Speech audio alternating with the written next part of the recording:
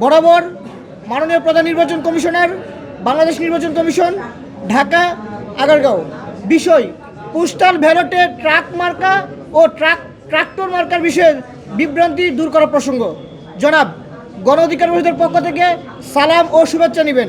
নির্বাচন কমিশন কর্তৃক নিবন্ধিত রাজনৈতিক দল গণ অধিকার পরিষদ, যার নিবন্ধন নাম্বার 51 ও দলীয় প্রতীক ট্রাক, যথাযথ সম্মানের সাথে জানাচ্ছি যে পোস্টাল ব্যালট পেপারের নমুনা চিত্রে বিভিন্ন মাধ্যম যুগে আমাদের দৃষ্টিগোচর হয়েছে যে যেখানে ট্রাক মার্কা এবং ট্রাক্টর মার্কা সমসারিতে উপরে নিচে অবস্থান করছে।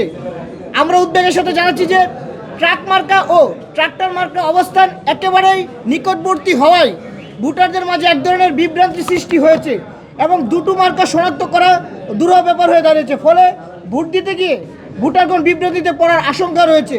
এমত অবস্থায় ট্রাক এবং ট্রাক্টর মার্কার ব্যালটের নির্দিষ্ট দূরত্ব প্রতিস্থাপনের বিষয়ে পদক্ষেপ নেওয়ার অনুরোধ রইল।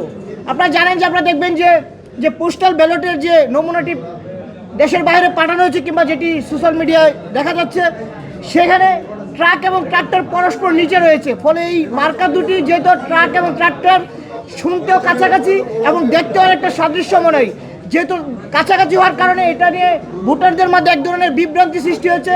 এই বিষয়টি আমাদেরকে অনেকে জানিয়েছে, যার কারণে আমরা আমাদের দলের পক্ষ থেকে আনুষ্ঠানিকভাবে নির্বাচন কমিশনকে জানিয়েছি। আমরা আশা করি ওনারা এই বিষয়ে ব্যবস্থা নেবে।